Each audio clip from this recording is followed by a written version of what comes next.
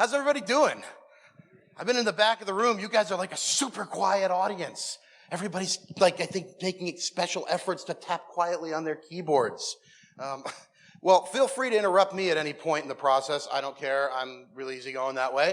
We're going to talk today about digital transformation and unstructured data. As mentioned, I am Todd Knapp. I'm the founder and Envision CEO. A little couple housekeeping things. I do speak all over the country on a whole variety of topics. If anything that I say here today seems even remotely interesting to you, feel free to follow us on any of our social channels and you'll get access to more of the stuff that we're talking about. This topic, I was asked for a topic for a cybersecurity conference and I picked something that I deliberately knew might cause an argument.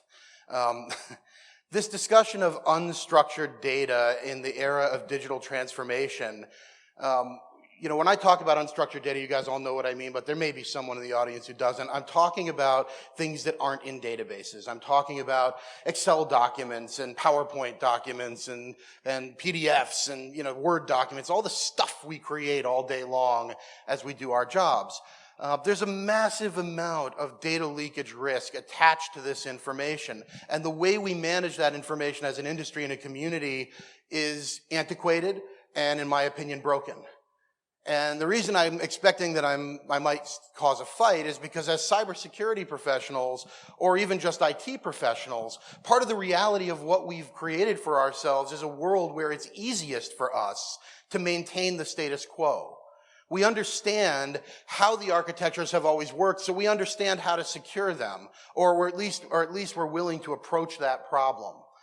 I'm suggesting that we need to tip the entire thing on its head, and that we need to embrace change in ways that we traditionally have avoided. And that's what we're going to talk about today. So I can't even have the conversation about unstructured data without talking about how we think about identity and security and generational dynamics and technology. And so that's kind of where we're going to start. So the reason I said let's talk about the topic is all about unstructured data.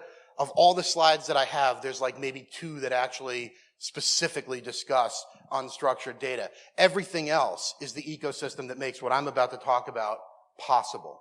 So, before we really jump into what digital transformation even is, I'm going to make this statement. I believe that we should live in a world where all of our data is liberated, where we don't care where people put it. I would love to be able to live in a world where I can say, I don't care, throw it up on OneDrive, put it on a public web server, it doesn't matter to me. Because the data contextually understands its environment, and because as files are being opened, they interrogate their environment and their surroundings. They understand who you are and what you're doing, where you are, what your behavior is, whether or not you appear to be a threat, what content those files actually contain, whether you're authorized to view that type of content. Not whether you're able to view the file, whether you're able to view the kind of information that the file contains. And that based on that whole ecosystem of decision-making, the file either works or doesn't work when you try to open it. So that as a security professional, I no longer care where data lives.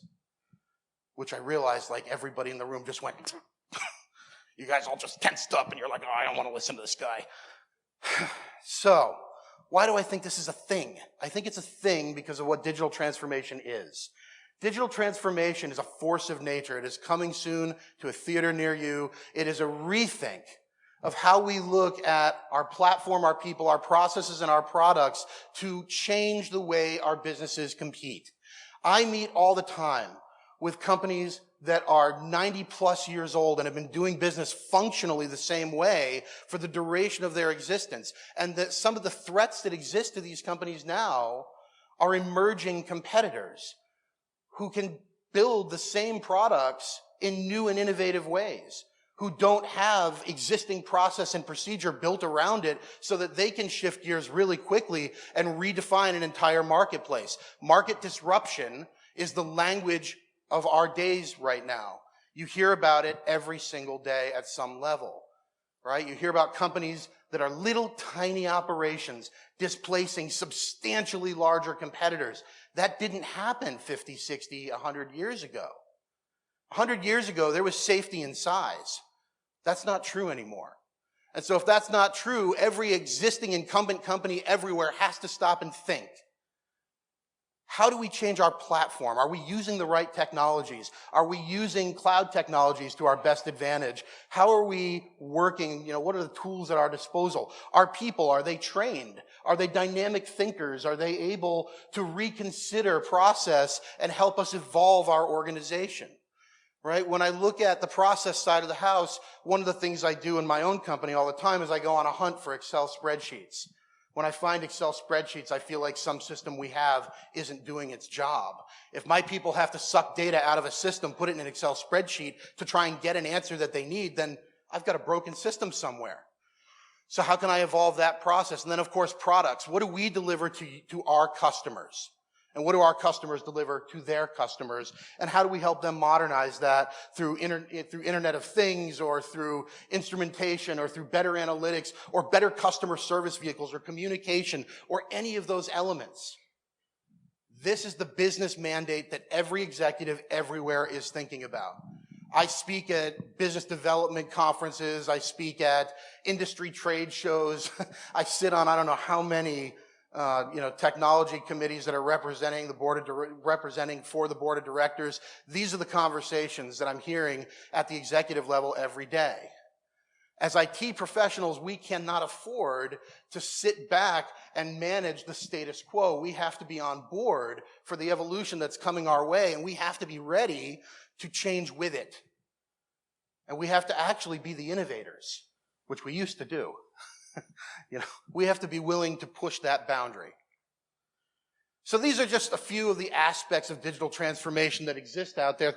And I don't have time today to do a whole deep dive on what digital transformation is, but things like identity management, mobility, and modern workplace endpoints, and data liberation, and which we're going to talk a lot about today, edgeless infrastructure and hybrid cloud. You can read the screen. There's 6, 7, elements of digital transformation represented up there.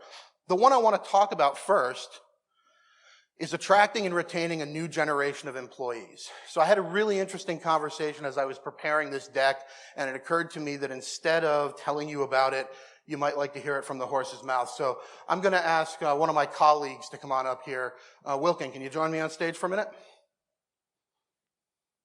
Here he comes. That's okay. We're not on a time limit. Just, really nothing, not even a chuckle, a little guffaw, nothing. Whew. All right. We can share a microphone if you don't have. Do you guys have a mic for them? You do? Grab a mic from them. All right.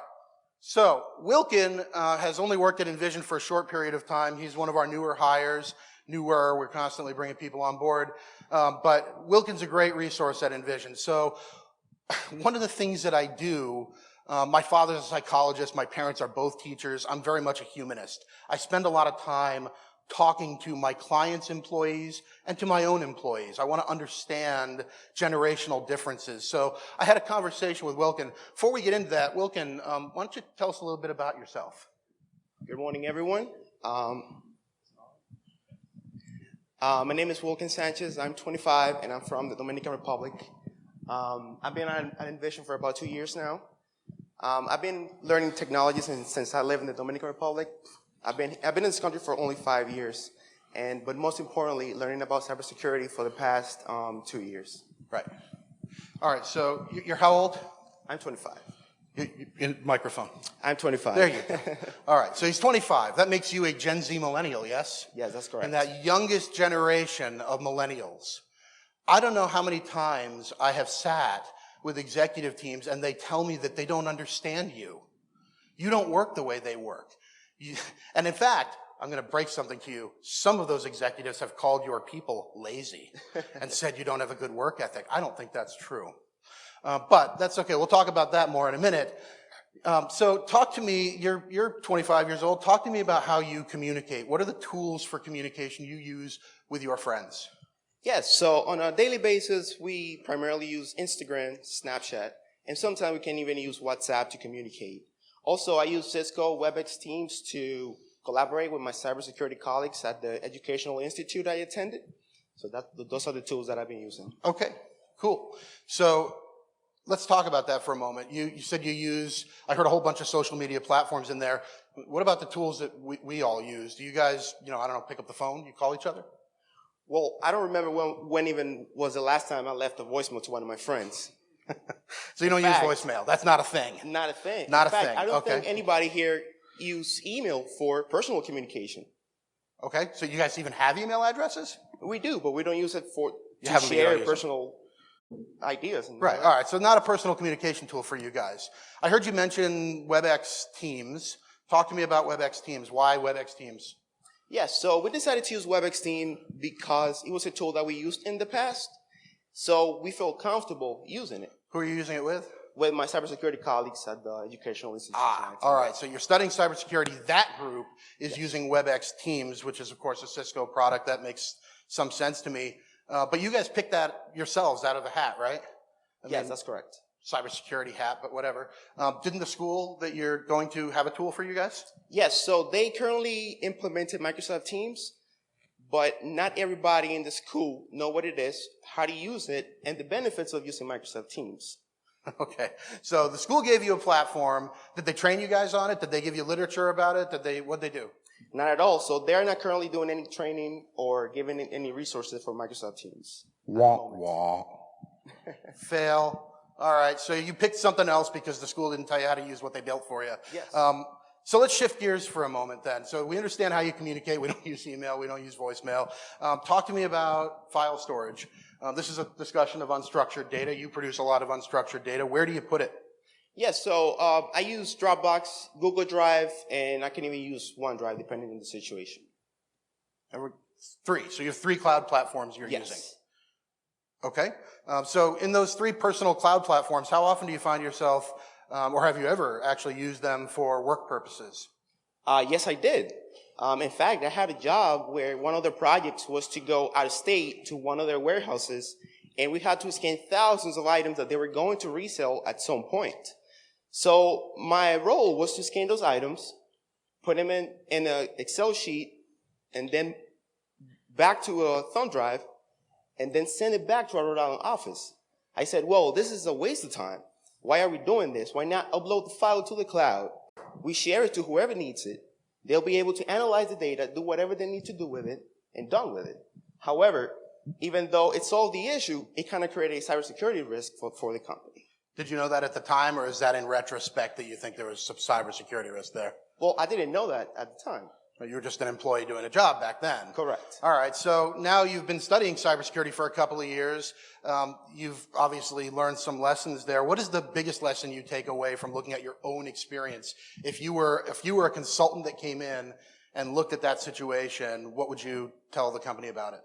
Well, so now I understand that data can be one of the most, if not the most valuable asset for any company in the world. So not having the right tools implemented or the necessary cybersecurity training for the employees can cause a cybersecurity disaster. So I think it's really important to train the employees and have the right tools in place. Fantastic. Thank you. All right. I don't want your mic. I'm going to shake your hand. There you go. All right. Cool. I wanted you to hear that conversation firsthand. We didn't script it. That was the discussion we had as I was putting this deck together. And I said, remember this? We're going to have the same conversation on stage. It's the last question that interests me the most. What did you take away from this? What did you learn from it? You didn't hear him say, I shouldn't have done that. That wasn't in his vocabulary. What he said was, the company should have provided the tools to make us efficient, and because they didn't, they created a cybersecurity risk. He uploaded the company data to his own personal cloud service, but it's the company that created the cybersecurity risk by not providing him the tools he needed to do the job. Gen Z Millennials do not understand an inefficient world. They are actually significantly more efficient than we are in a lot of ways. Gen Z Millennials are the first generation of employees ever to come into the workforce using tools to communicate that have no real-world analog. If you think about email, it is a recreation of U.S. postal mail. Everything about how it works is an exact duplication of US postal mail. I draft this long thing, I address it, I give it to a server that picks it up just like my postman used to, takes it to a distribution center, US Postal Office, takes it to the next server, regional post office, delivers it, I open it, read it, and someone responds, right? It's a recreation of a physical system. There is no real-world analog for Snapchat or for WhatsApp, or for Slack, or Discord, or Teams, or WebEx Teams. There's no real-world analog for that. They grew up consuming huge volumes of tiny pieces of information. They are streaming learners. They're very, very efficient, but we don't know how to communicate and interact with them. So, because of that, they have no hesitation in taking unstructured data that we might consider to be sensitive and classified and placing it into frameworks that make them more efficient. Because they understand their job to be about efficiency, because that's what they do in their personal lives. So now let's talk about a couple of other aspects of digital transformation. Let's talk about data liberation and mobility and edgeless infrastructure hybrid cloud, okay? I'm not going to spend time trying to teach you about what edgeless infrastructure and hybrid cloud are. Most of you probably have some background in that anyway. I want to talk about the impact of these technologies. So I did what I always do. I asked some questions. I started, and this is me, I reached out to some of my clients, some of my prospects, and I reached out, by the way, to their employees. A lot of them, these are people that I've become friendly with as we've done implementations and accounts, and I asked them some questions. When you need to work remotely and the data you work with is in your office, how do you handle that? Here's 3 answers I got. I put it on a thumb drive, or I email it to my personal email account. Why do you email it to your personal email account? I asked. And this one particular company said to me, this one employee said to me, because my company doesn't allow me to have my personal email on my device, my mobile device. Okay. I print a lot of it and bring it with me. Aw, that's so cute. No. I love having printouts of confidential information floating around in the world. That seems like a great plan. I upload it to my Dropbox. Well, we just heard that a minute ago. That's not an uncommon answer. BYOC, bring your own cloud. Guarantee you it's happening in every environment you guys manage. People are using their Dropboxes and their OneDrives and their Google Drive accounts. They're using Box.com. They're using any number of tools to help them be more efficient, because they either don't understand how to use the tools that you've provided them, or we haven't provided them the right tools. How many cloud services do you use, and how do you log into those? I use the same password for everything and just add a number from 1 to 12 depending on the month it is when I have to change the password. Awesome. That won't be hard to crack. So this is not an uncommon thing. One of the things that we encounter all the time with customers is compromises that occurred because a password that was tangential to the system was compromised, and the attacker understands that the average person uses the same password over and over and over, and so it's not so hard to compromise corporate infrastructure if you just pick an attack vector that's tangential to the primary target, right? I use a third-party password app. Okay, there's a debate there. Do we like them? Don't we like them? I have my opinions, but that's not the fight I want to pick today. We'll pick that another day. I like this one. I have so many passwords that I keep them all on a piece of paper in my wallet. Awesome. So I consider this to be risk, right? And why is it risk? It's risk because we haven't evolved the basic concept of management of identity in our organizations. We haven't thought about mobility and edgeless cloud. We haven't thought about those things and said, wow, maybe the conventional archetype we've been using of username, password, and maybe multi-factor authentication isn't enough, or is overly complicated and presents barriers that ultimately result in cyber liability in other ways, right? How do you get remote access to your computer? And by the way, I put these in order of absurdity, like of all the questions I asked and the answers I got. How do you get remote access to your computer? It's a huge pain in the butt, so I don't even try. I just copy everything to my Google Drive. Okay, we've already been there. I set up my own remote access with go to my PC, don't tell management. That was what somebody said to me. It's like, awesome. This is my favorite one. When I need something on my actual computer, I call into the office and have one of my coworkers access the information for me. I keep my passwords on a Post-it note to make it easier for him. That was a real answer. And this is like now I've called because I'm trying to build a presentation. Now I have to be a consultant and be like, don't do that. And then, of course, how do you share information with your customers or vendors? This is a data economy. Data is our currency. This is how we all live and how all organizations everywhere thrive, evolve, gain efficiencies, make money, right? It is a data economy. So I wanted to know, forget about internal employees a minute, customers and vendors, how do you do this? Well, I email them whatever information they need. I even sometimes send our internal price book to them to make things easier. So in this organization that I was talking to, they have a price book for materials, and they've never provided a vehicle for vendors or customers to access that information, so their BD organization just took it on themselves and was like, internal schminternal, it's going out. How do you share information? I'm not allowed to send anything to our vendors. They call me anytime they need anything. That sounds like great customer service, doesn't it?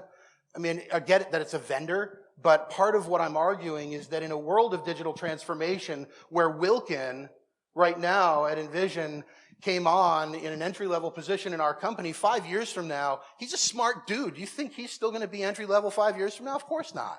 He's going to be your buyer.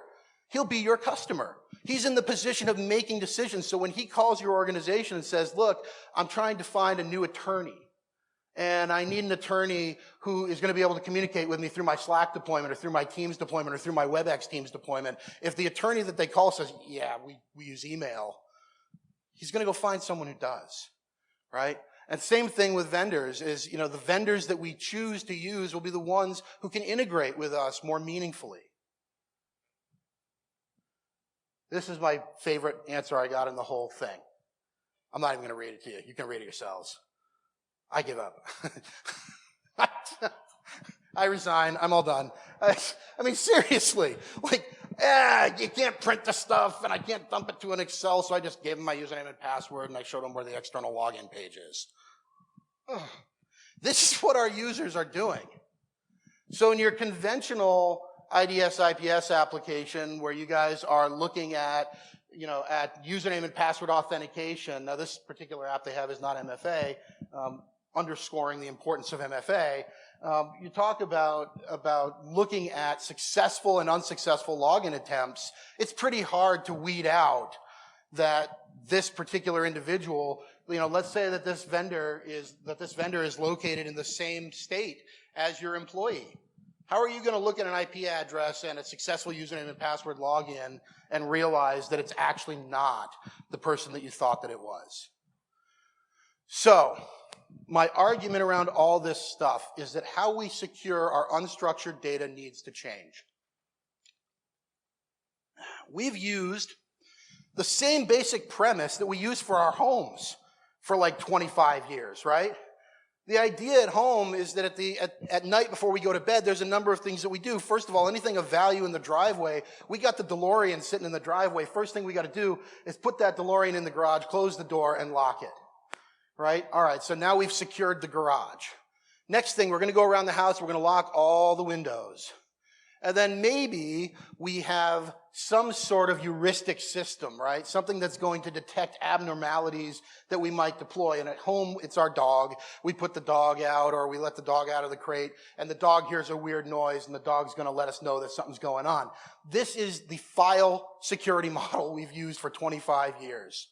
I'm going to put all my files in a series of folders, and some of those folders will have different permissions. I'm going to lock those folders down so that only the right people can use them. I'm going to make sure that from a remote access point of view, we have tools that prevent our users from taking things out of the house at night where we can't keep an eye on them. We're going to make sure that the front door's locked so that bad guys can't get in and steal our stuff.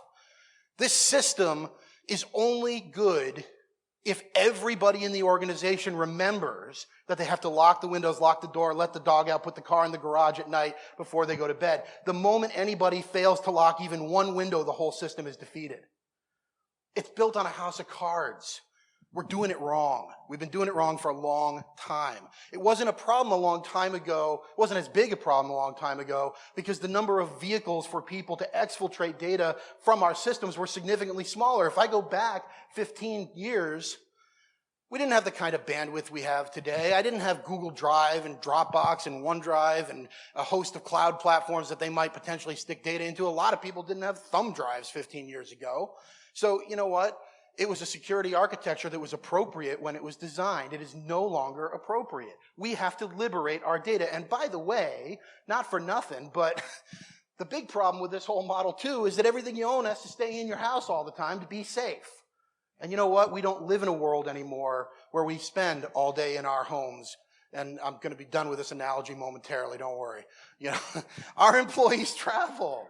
They leave the office, they work from home, they work remotely. This keep it locked up thing doesn't work. And I get that there's a handful of people in this room right now that are going, yeah, but Todd, I have this super secret technology. None of my employees know that it's there. It's watching everything they do. I've got my pet attack rooster, and if my employee doesn't do his thing, it's going to peck their eyes out. Well, fantastic. I'm thrilled for you. In the meantime, the data's already out. It's already in the wild. And you've lost before you even began.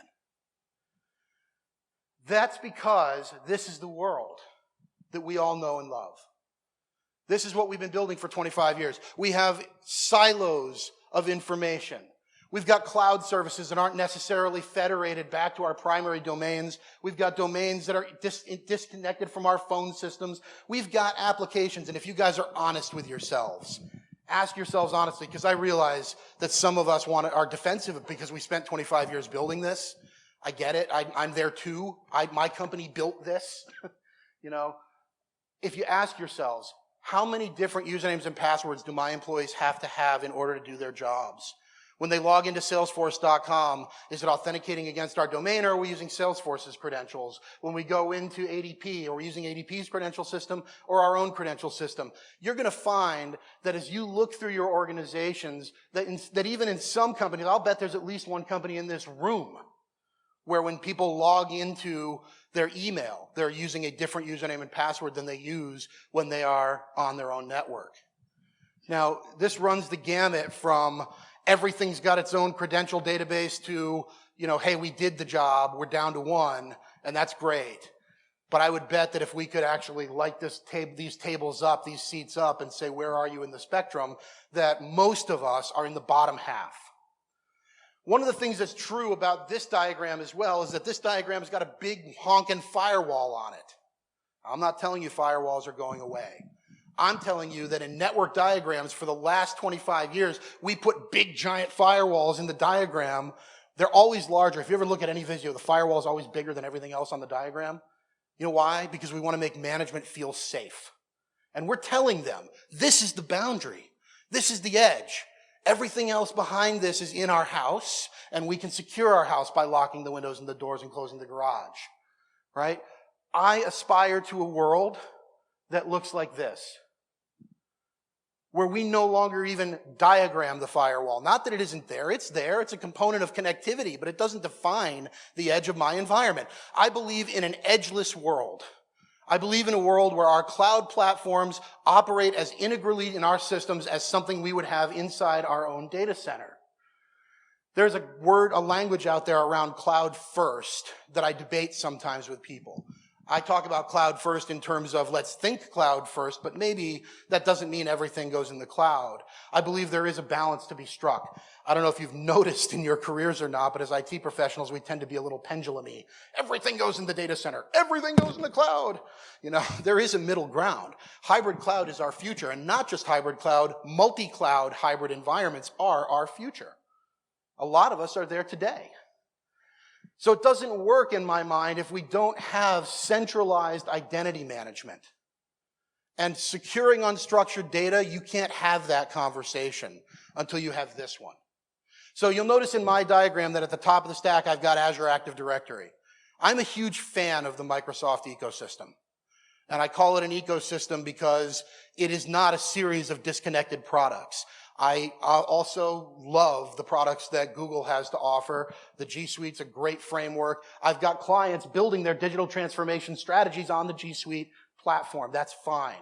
Whatever you choose for authentication, the key element in the discussion is it's at the top layer. And that we no longer even consider a platform or product that doesn't connect to that top layer. When I decided in 2004, 2003, I think, that we were going to be a Salesforce shop at Envision. Salesforce was still a young platform. I was a fairly early adopter there. And I said at that time, all data begins and ends in Salesforce at Envision. I don't care how good the software is that you're looking at. If it can't talk to and from Salesforce, we're not going to consider it. Because we're going to have an ecosystem here where we can control the flow of information, where we don't have silos, where the information in one database isn't different from another because they're all using common source. Well, authentication is the same kind of discussion. At the point that you've said we're going to manage identity and we're going to do it intelligently, you have to put something at the top of that stack. And when you do, you're then going to say, okay, let's take our internal domain and integrate it against that. Azure Active Directory, in my mind, is the easiest platform against which to do that. But, when I think about security for identity, I understand that there are 1,860, I think, the last time I heard the stat, employees at Microsoft whose sole job is the security around their identity system. You know what? I got a lot of smart guys working at Envision. I'd love for you all to do business with Envision, but guess what? I don't have 1,160 or 1,680 employees focusing exclusively on your identity management, but you can. All you have to do is put this at the top of the stack. So then I start looking at my old diagram and saying, okay, what are the pieces and parts here that are siloed? And how do I now integrate them together and have them all bubble up into a single pane of glass where my people can work? This is digital transformation. It is not the conversation that I came here to have, the bigger discussion of how Microsoft Teams fits into the equation and how you look at an ecosystem of solutions that are currently deployed in your organization and begin to morph them into a comprehensive, unified behavior. If you want to have that discussion, I'm in the back of the room all afternoon. Come talk to me, and I'll tell you all about it. But that identity management layer at the top is how we begin to think about contextual management of unstructured data. I want us to liberate our data, devices, and users with modern Office and with zero trust security architectures. I want us to say to our employees, I'm coming back to that first statement I made, I don't care where the data is. I don't care where you put it. For lots of reasons. One, I can see where you put it. It phones home to me every time it's opened. Because every time it's opened, the file itself is encrypted, and on launch, if you open that Word document, the first thing it does is phone home to me and say, hey, I'm here, and here's who's using me, and here's where I was opened from, and here's where I'm stored. So that I know every minute of every day where every file that was ever created in my organization resides. Always. Zero trust security architecture is about saying, look, we're not going to make decisions about what to protect and what not to protect. We don't trust anything. And so we build our security around that. And the heart and soul of this thing is centralized identity management, behavioral and contextual access to information, file level contextual security awareness. That's what I was just describing a minute ago. Files that on launch interrogate the world around them and say, where am I? Who's opening me? What do I contain?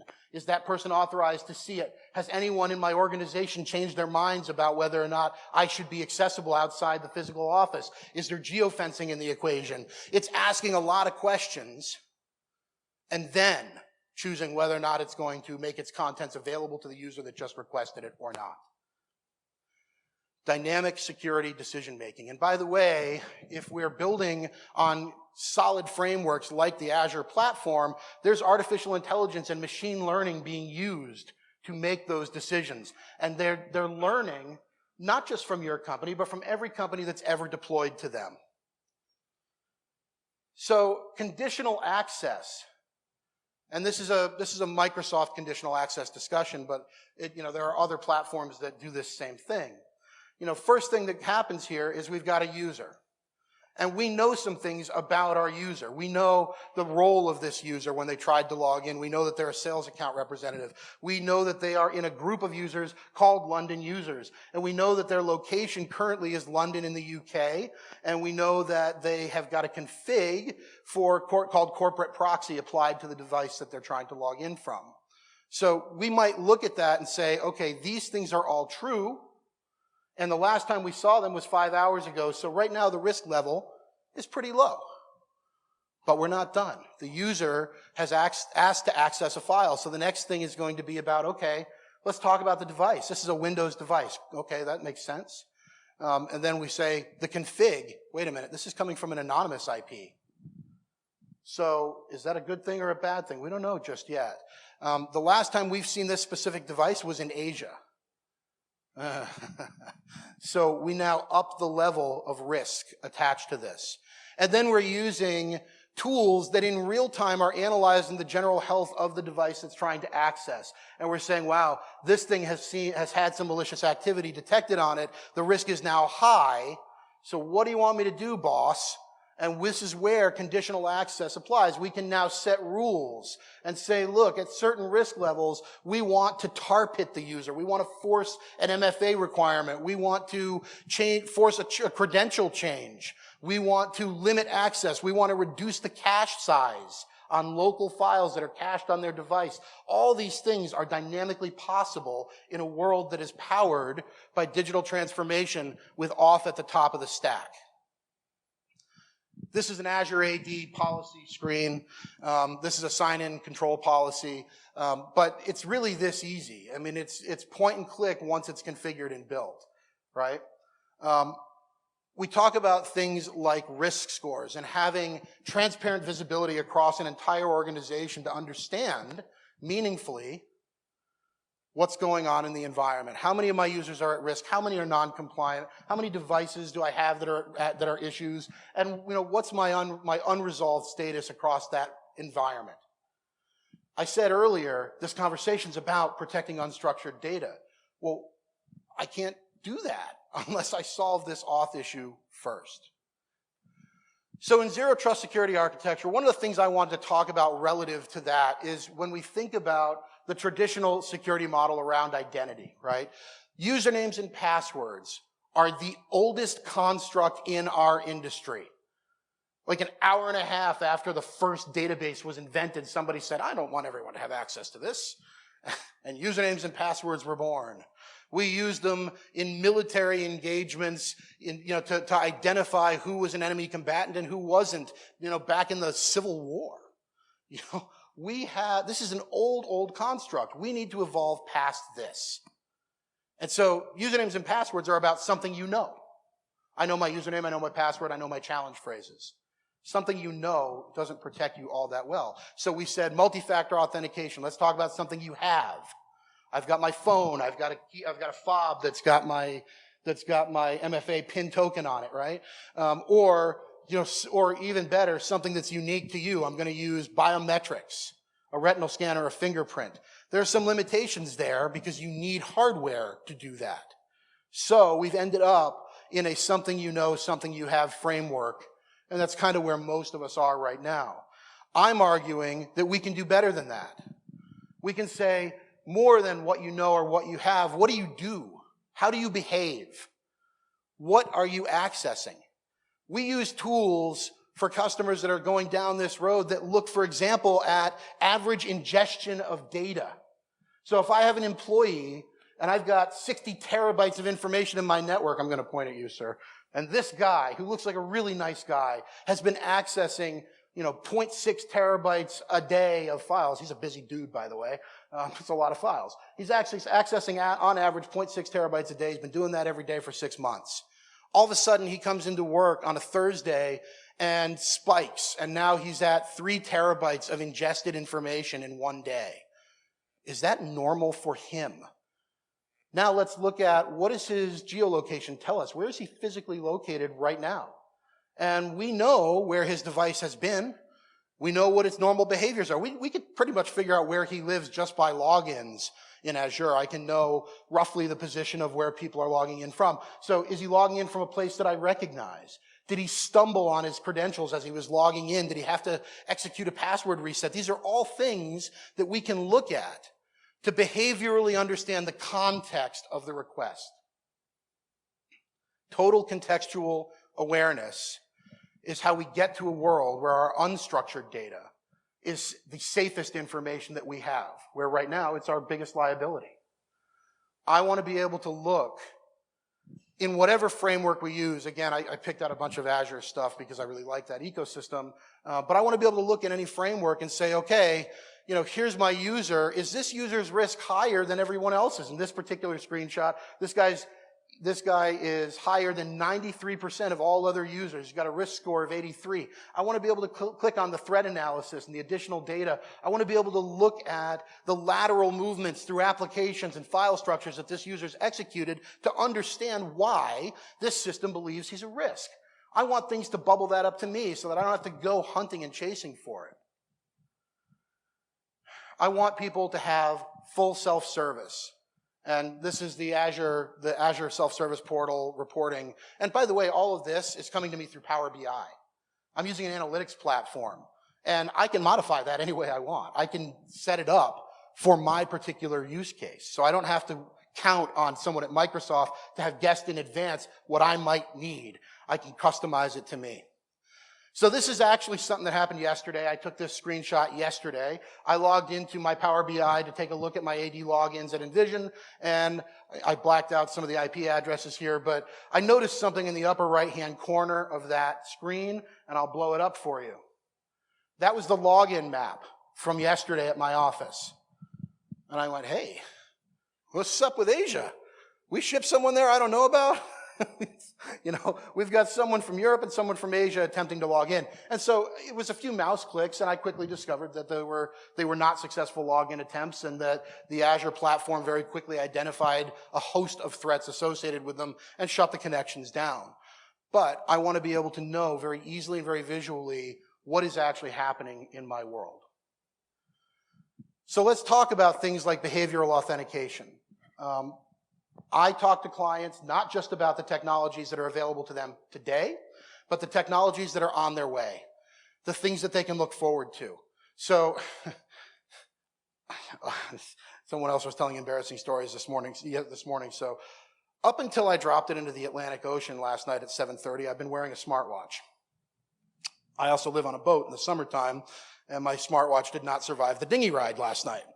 So, I dropped my smartwatch into the Atlantic Ocean, but up until that moment, it sits on my wrist pretty much every day of my life. It knows that when I wake up in the morning, I am sluggish, that I'm not a morning person, and I move a little bit like a sloth you might see at the zoo. It knows that by mid-afternoon, I'm starting to pump up, and my gait gets a little quicker, and I'm starting to cruise across the office to go and talk to Justin, who sits on the other side of the office from me, about what we're doing with this particular deal. It knows my gait. It knows my biometrics, my biorhythms. It knows my heart rate. It knows where I've been. So why, when I walk up to my computer, is my computer asking me if I'm me? Isn't there more than enough data to know that I'm me? Absolutely there is. My phone's got the same information. My smartwatch has it, and this is a smart ring. It's made by a company called Motive, and they have a beta out right now for Walk ID. And Walk ID, you wear the Motive ring and multi-factor authentication. Right? So I go to log into something. My phone vibrates. I can pick a gesture, any gesture I want. I can turn myself into an orchestra conductor. That's the gesture that's going to unlock my access to Salesforce.com.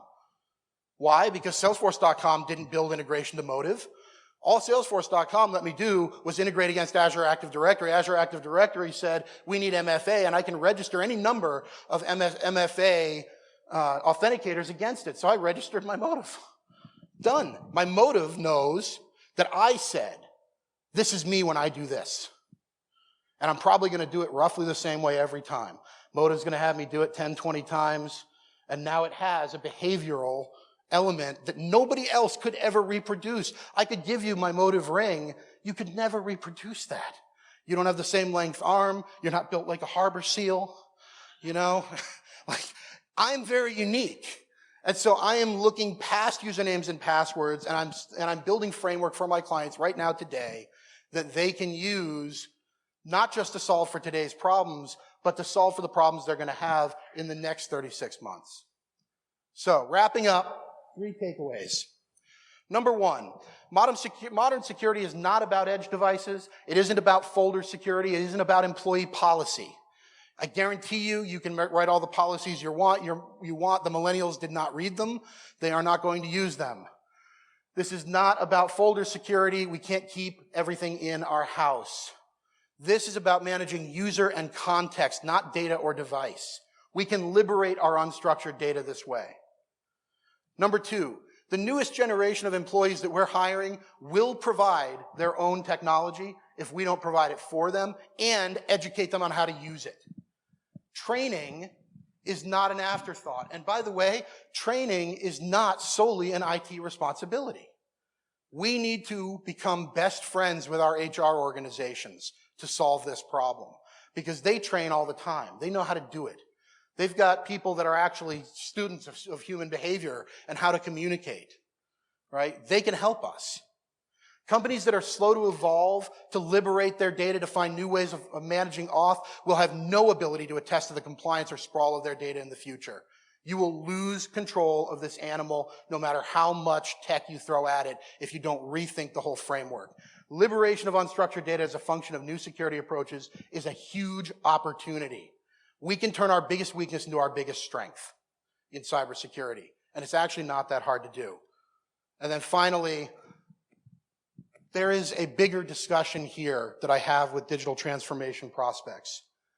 I talk to them all the time and tell them, these solutions, Microsoft Azure, this isn't a product for me. This is about improving quality of life. Our lives are busier right now than they have ever been. We are bombarded with more information than we've ever been exposed to. It is unrelenting. And the stress level of the average person in the workforce right now, I would argue, is at the highest point it's ever been historically in this country. We have to find better ways to help our people balance their work and their life. And giving them mobility without restriction is one way to do that. We will have less turnover. That will save our companies money. We will have higher efficiency, which translates to bottom line. We stop being a cost center. We start being an investment that has a return. And that's where we all want to be, because then we don't have to have budget discussions anymore. It's all about, here's what I want to spend, and here's what we're going to get in return from that spend. And management will hear that story. As security professionals, we have to embrace the technologies that deliver on all of this. And I realize that means letting go of some things we've spent a long time building. But if we do, the reward in terms of our own quality of life is substantial. So if you think this is an interesting discussion or you want to come and tell me that I'm a total idiot, you are welcome to do that. I am in a booth right at the back that says Envision in front of it. Come talk to me. I will help you learn how to rethink the architecture of your environment to better protect your unstructured data. Thank you guys very much for the time today. I appreciate it.